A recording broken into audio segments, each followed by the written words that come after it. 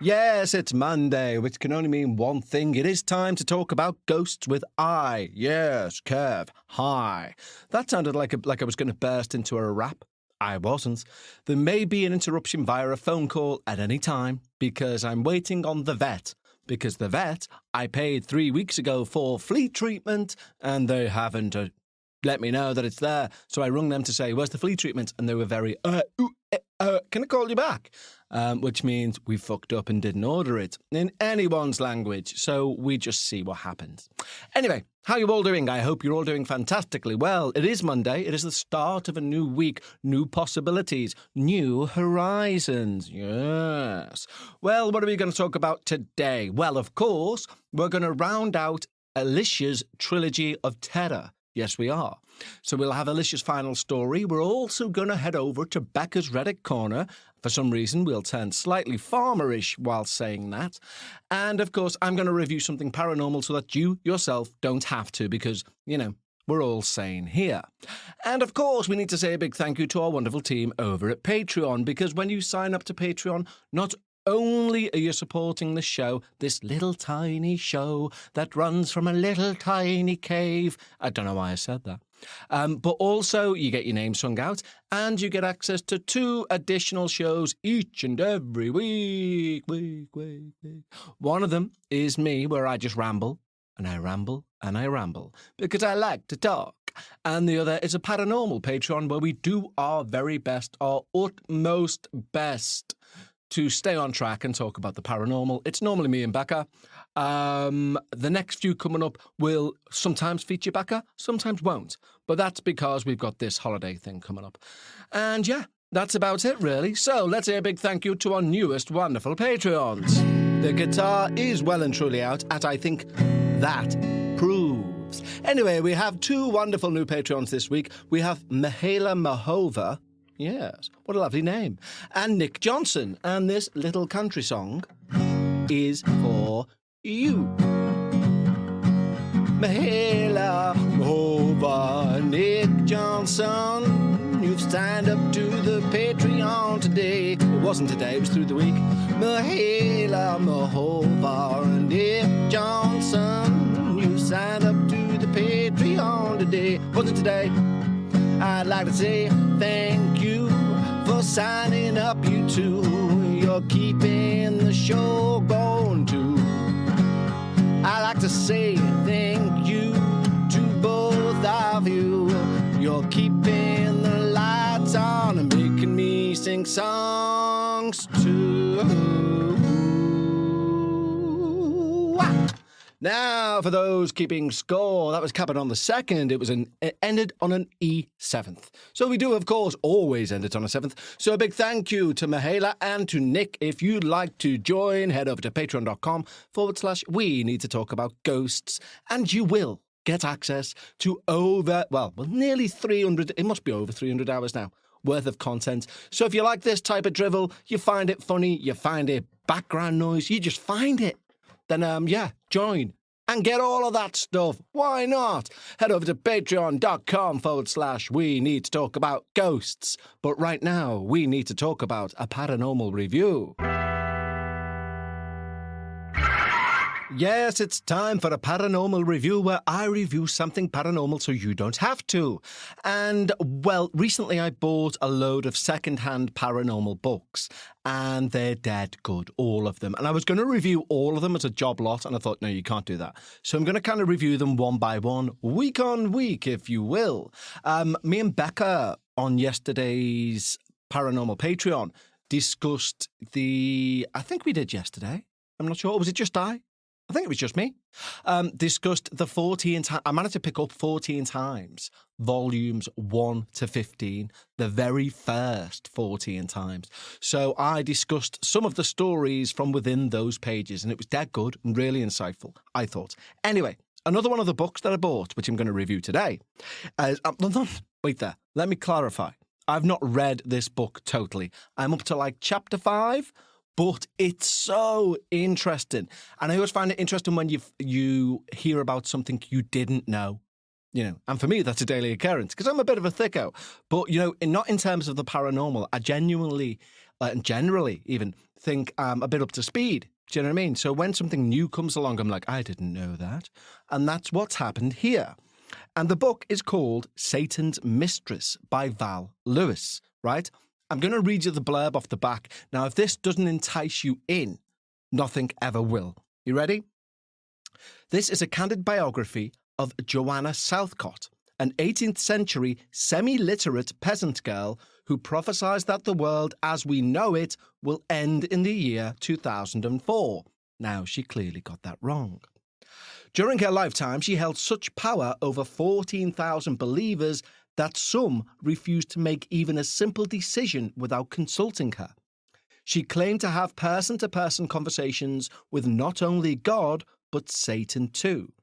At 64, insisting she was still a virgin, she announced she was pregnant by the Holy Ghost and the child, Shiloh, was to be the new Messiah.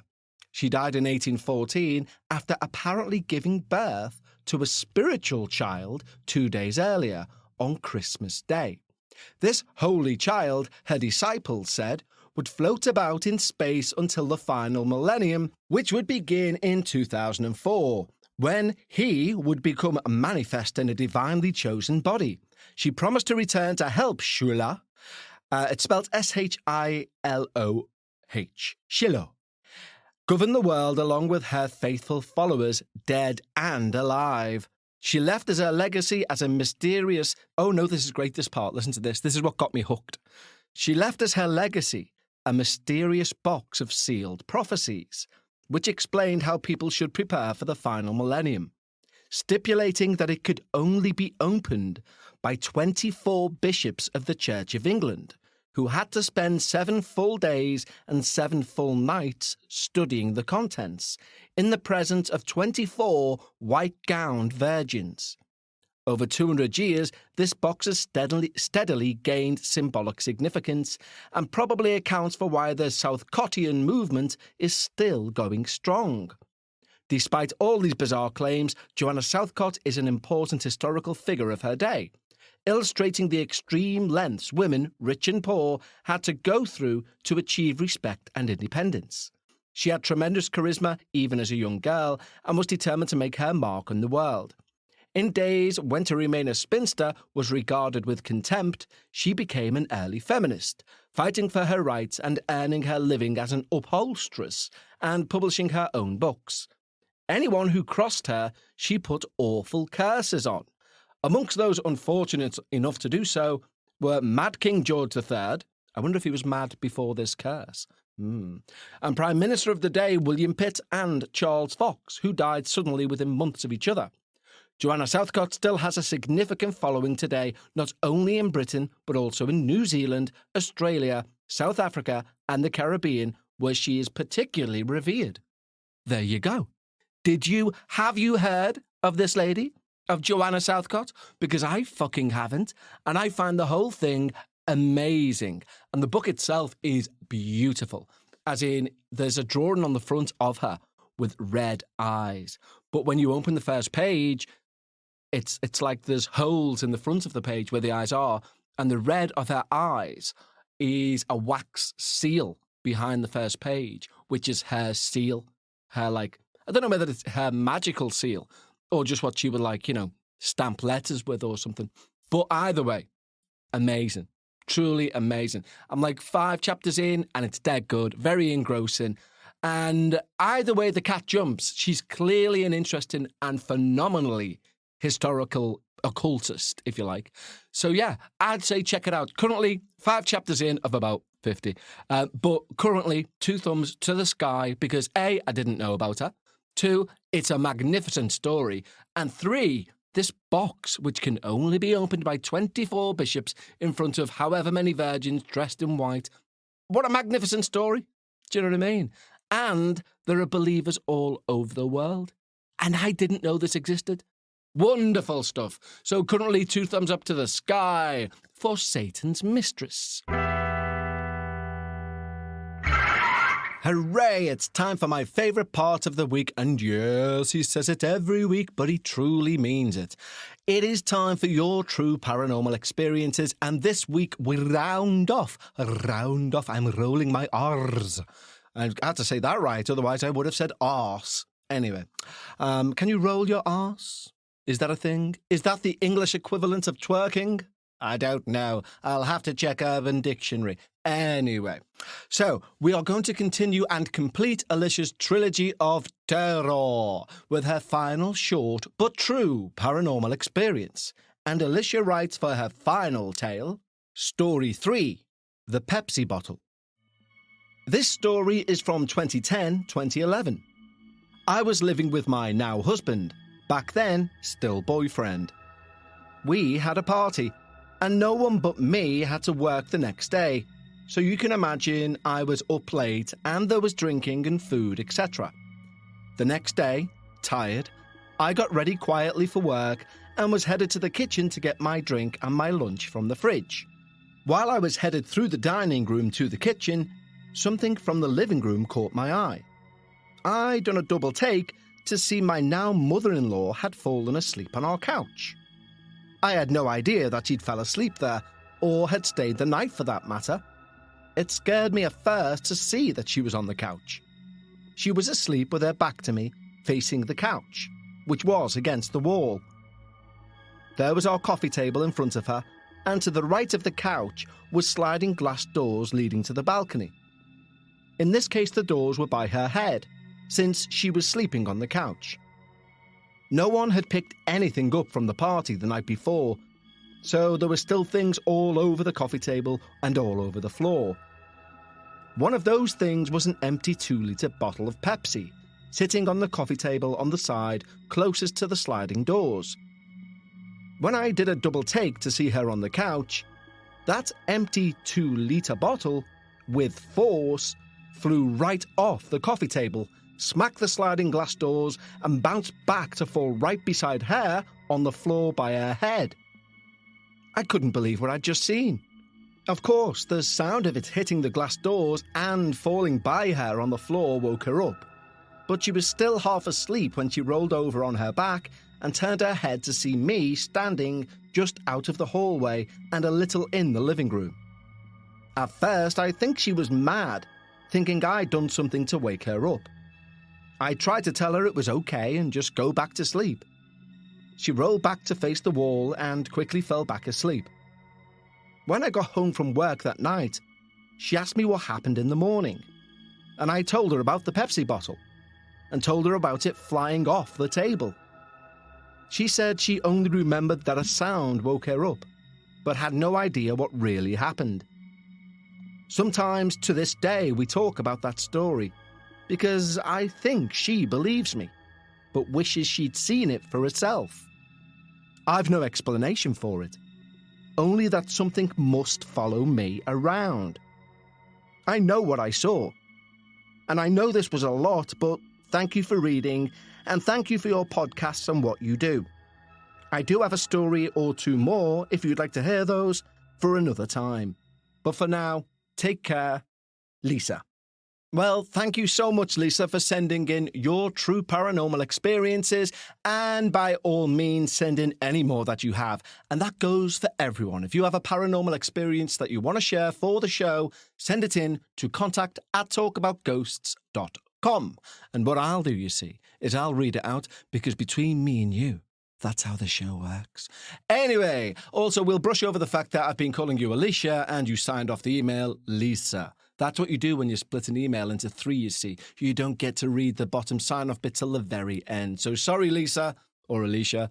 But anyway, Lisa, thank you so much for sending in your stories. Now, by the sounds of it, by collating all 3 of your experiences, are you being followed by something?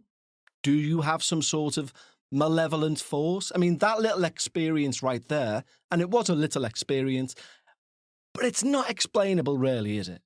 I mean, if you would have said, and the 2-litre empty bottle of Coke, or Pepsi, if you will, fell over and spun around, I mean, even that's a bit weird. But flying against a glass door and bouncing off the wall, that's thrown with force. That can't be explained. I mean, also, you could argue as a skeptic, well, an empty plastic bottle is light. You know, you can blow it with force, but not that much force, unless you're like Johnny... I don't know what I was going to say there. Johnny Big Lungs, Yeah, that's the thing. Well done, Kev. Good improvisation there, Kev. Thanks, Kev. Anyway, Lisa, thank you. It's interesting, it's paranormal, and I can't put my finger on it. So if you do have any more of these tales, Lisa, then, or Alicia, then please do send them in. And you know what? I know for a fact there'll be people out there going, oh my God, wasn't even scary. All that happened was a bottle flew off and hit the wall. Fuck off. If that happened to you, you would run out your house and never, ever enter it again. Genuinely. I'm being sincere there. I would. I remember once in our old house when I was about maybe 14, upstairs in my mum and dad's room. For some reason, they never had a light bulb in that room. And I don't know why.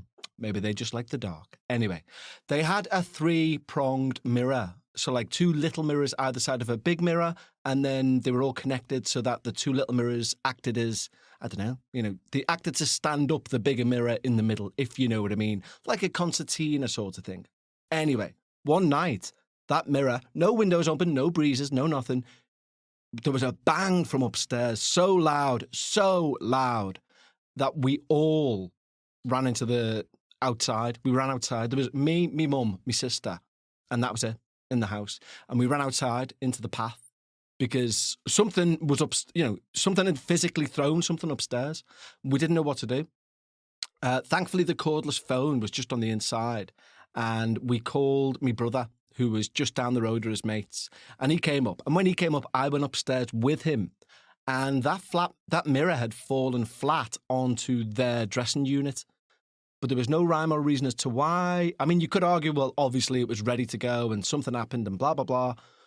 But this is my point. As a story, that's not that scary.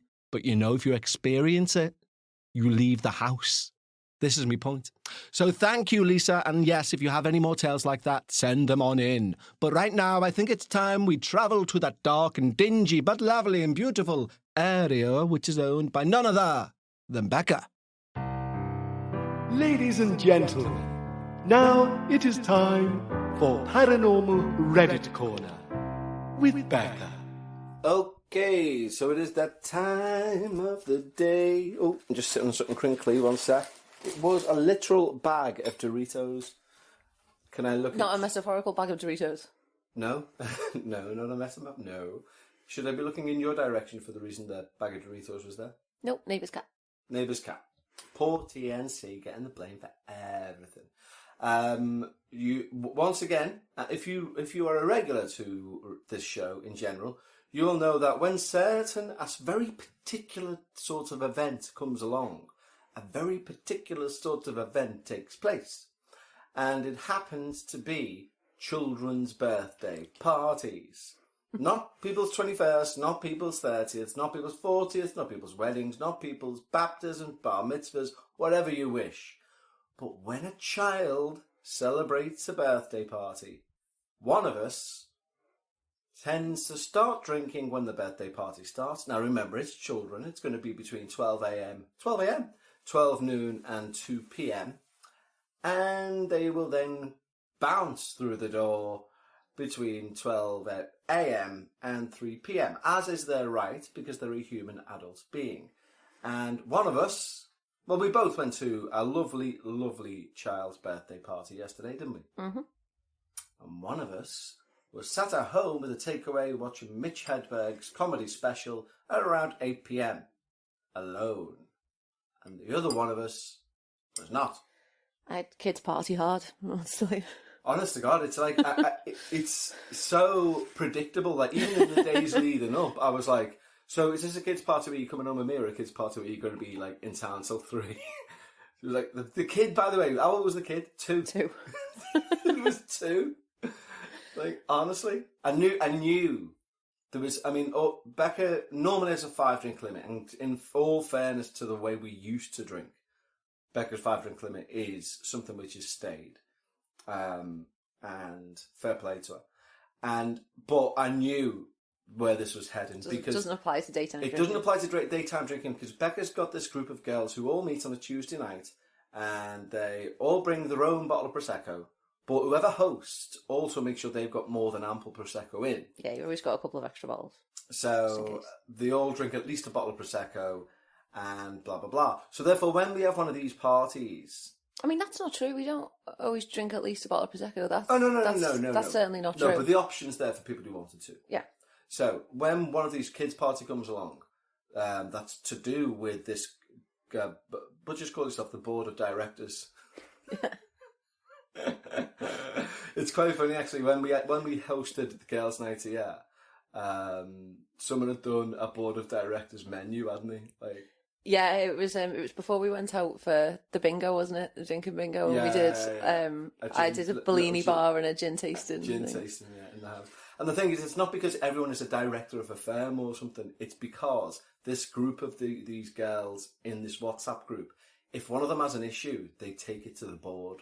Well, no, so everyone does that, but it came from, we saw this tweet that we thought was really funny from this guy that said, when your girl's all right about something, but then she comes back later and she's mad, it means she's spoken to the board and they aren't happy. Yeah. And we just thought it was really funny, this idea of like, because that's exactly what happens.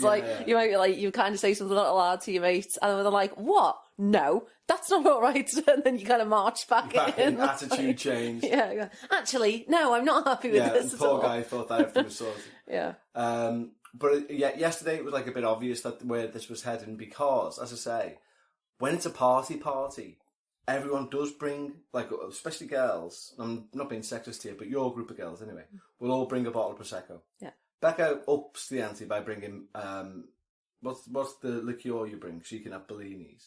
Well, yesterday it was cherry brandy. Cherry brandy. To make cherry Bellinis. So anyway, everyone's brought their own bottle of Prosecco. I note within the first 40 minutes, Becca's has gone. So Becca's... No, it hadn't. It had. It hadn't? Well, you drank a bottle. Fridge? Yeah, yours might have been in the fridge, but other bottles were going around topping you up. You'd had over a bottle in the first 40 minutes. I had absolutely not had over a bottle in the first 40 minutes. There's had. no chance. And I'll tell you why, because they were small glasses, and tiny therefore you think, well, I may as well down that.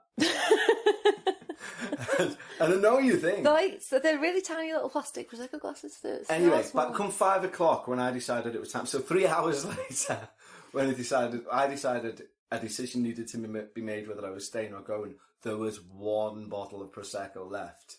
And the conversation between you and I said, listen, I'm going to go to the loo. Are you staying out or are you coming home? And then when I came back from the toilet, the decision was made. They were staying out. Mm-hmm. The board was in session. Yeah. And yeah, you had a good night, didn't you? Yeah, it was good. And in all fairness, you compared to the last one. Yeah, no, I overdid it. The last one was not, there was... All right. Yeah, it was like, you were like a dodgem car when you got in. And she literally never... Kev, all right. This is public, shut up. Very true. Anyway. I don't shame you. Yeah, that's true. It's because I don't drink, and believe me, I'd shame myself. But last night you were fine. Yeah. No, I didn't completely overdo it. Which was surprising because you got in about 2 o'clock, so you'd had a good... No, it was midnight. It wasn't midnight. It was? No, on my life it wasn't midnight. It was. Yeah, but it was at least 1. No, I think it was around midnight. Well, it was a solid 10 hours drinking anyway, put it that way. There's a lull in conversation here whilst we establish some... It was between 12 and 1. It wasn't midnight. Anyway. But yeah, did you have a good time? Yeah, it was good. And that's all points. Doesn't matter. It doesn't matter. You know, you've got to celebrate these birthdays. You do have to. And I kind of enjoyed them a bit because there's also... From a couple relationship standpoint, you know, for example, if, as you guys all know, if you and your partner go for a meal, say, with another couple, if come 9 o'clock you're like, I'm not feeling this, you can't stand up at the restaurant table and go, I'm going home. Mm-hmm. You carry on. Whereas it's allowed in these kids' things because there's often another single person there at least who wants to carry on drinking and you want to carry on drinking and it's fine for me to say, right, you know, I've shown my face, going home. Yeah. You crack on. And there's no hard feelings, and it's good. Yeah. Anyway, enough of that. None of that's paranormal, apart from the fact that you were up at 8 o'clock this morning. Mm. And I was up at 11. I know. I had one of playing things. Like, was it a big night for you, was it? No, well, I wait up till you get in. So it was 1 o'clock, and then I stayed up a bit more because, well... Because you always do. You weren't waiting up for me. I was waiting up. I do wait up for you when you go out, But then also I'd left you some fried food that I'd like take away. Yeah. And you shouted up, make sure I don't fall asleep down here. So I came back down at 2:30 and you fell asleep. Yeah. So I'm glad I said that to you because I thought there was a risk I was going to fall asleep on the couch. Yeah, and didn't want to stay down here. So I got to sleep about 3:30 and then I woke up at 11. So it's technically 7 hours. But anyway. Anywho, none of this is scary. Other than people who probably don't drink who are listening to the amount we imbibe. Anyway, we are here, of course, for Becca's Reddit Corner. Oh, just to address something. On the Facebook group, one of our very, very good fans, contributors, and listeners, Catherine Bird. Hello, Catherine. Say hello to Catherine. Hello, Catherine. She was like, cruise? When? Anyway. Soon. And for those who don't know, we're going on a cruise to the States. Yeehaw! We're going to New York. Well, in other words, we're not. It's a 2-week cruise. We're actually going to the Bahamas and Turks and Caicos and loads of other places. Dominican Republic. Yeah. Very lucky people. And one of the places is New York. But in Kev's head, I'm going to New York. Yeah, you're completely fixated on New York. Yeah, the rest of it I'm not asked about. But we are going in a couple of weeks. So there's going to be, like I've said before, and I have said this before just so that nobody's surprised, there's going to be 2 weeks without Wintag. I know. Patreons will still get their Patreon shows because they should, as is the law. But yeah, it should be a 2-week break, you know. And absence makes the heart go fonder. Yeah, I think you're entitled to a 2-week break because unlike the Dark Paranormal, you don't do seasons on Wintag. Exactly, it's just like an ongoing thing. It's a 52-week-a-year show. Yeah. Literally. So I think you're entitled to a little break. A 2-week break within a year is all right, isn't it? Anyway. So we're here, of course, because we're in your corner and you're going to tell us a story from Reddit. Now, given that although you're not pissed or hungover, you're also not 100%. So we may have to do some bearing. But you might fly through it. We'll see. Anyway. Let's see. This is the story. Thank you.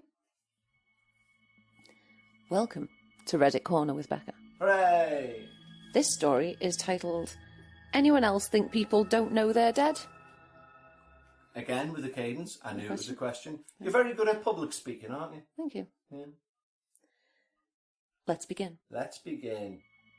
I hear so many stories about people who recently died being seen in their homes or jobs as if they were still alive, and I think it's fascinating. One close to me was my mum's aunt. She had cancer and died within months of finding out. A few weeks later, the mailman approached her house with a package. He knocked on the door, but no one answered. Then he got closer to the window. That window has a view of the living room, but you can see the kitchen from afar. And sure enough, he saw movement in the kitchen, a woman who seemed busy. He knocked on a window, and the woman approached close enough for him to notice she was an old lady, and she was pointing him to go next door. Then she went back to the kitchen, this time out of view. The mailman assumed it was not the first time that the package was being dropped wrongfully on her door, so he headed next door, where there was a lady right outside. The lady was her daughter, my mum's cousin. The mailman asked if she had a package, and she said no. The mailman explained that the lady next door pointed him to her house. She told him that house was empty. The mailman assured her there was an old lady in there. Maybe someone got inside? She got her keys right there and then to make sure no one had broken in, and her shock was immense when she smelled her mum's perfume, and yet the house was as empty as she left it. Wonderful. I say, you know what? On the Dark Paranormal, the Patreon show for that is called Dark Bites, and it's a series of shorter stories, because short stories for me can be some of the most terrifying stories you'll hear. And as we always say, the length of the story is not indicative of the truthfulness. Yeah, how do you know that? What do you mean I don't know that? 'Cause you used to record it here, that's what I heard every time. It's the length of your story should not be indicative of how truthful nor how terrifying your experience truly was. Yes. That's the saying we have in Dark Bites. And it's true. But it's also, it's because, you know, I've thought about this, why it's the case that a shorter story is more terrifying. And I think there's two reasons. One, it's short, so it sticks in your brain. Mm-hmm. It's easier to remember.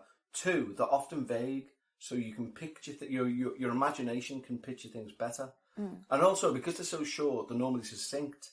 So therefore, that was very, very visual. Yeah, it's just like in, fact, out. Exactly, yeah. And it makes it more, it does, it's an other phrase I use often.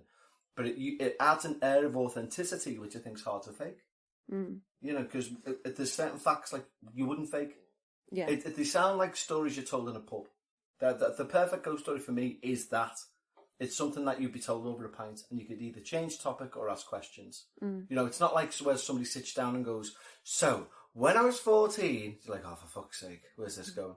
Imagine being dead and still going to the office. Gutted. Would you, though? Because, as I've said to you, I mean, yeah, in fact,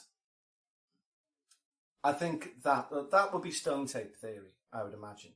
Whereas that is a you know, that's something sentient delivering a message to a postman. Yeah. But like as I've established to you, I've since becoming a solo worker and working alone and working in a dark office with no windows and speaking to no one but you and a therapist per week, mainly.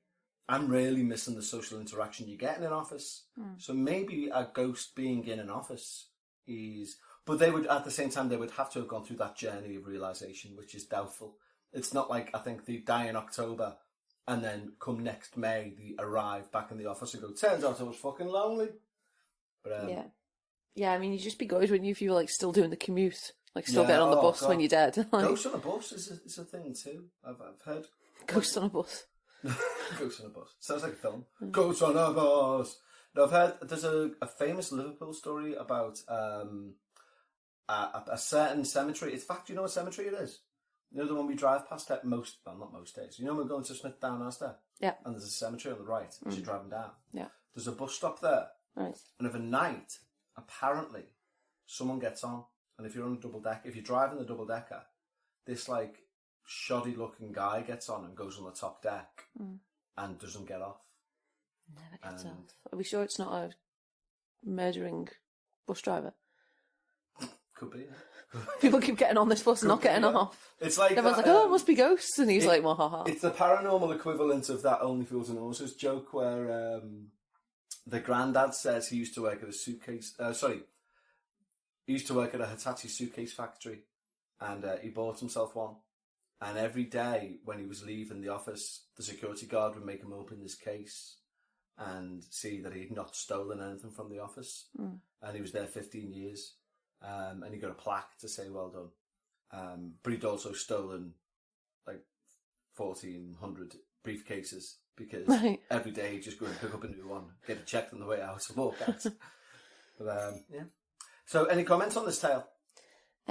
Yes, someone says, honestly, it seems like this is the case for most hauntings. They play out some action that happened when they died or something they did many times, at least looking at the more well-documented cases.